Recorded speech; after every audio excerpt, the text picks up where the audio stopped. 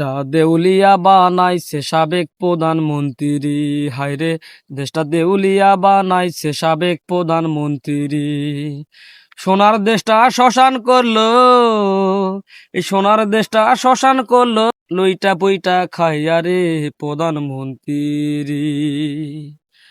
কোথায় গেল কামরুল ইসলাম, কোথায় কাদের কাকা, কই গেল সে ওই মহিলার সেটাং সেটাং কথা।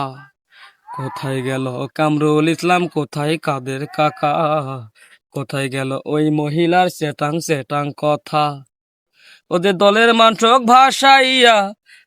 মান্টক ভাসাইয়া দিল্লি করলো বাসারে প্রধানমন্ত্রী।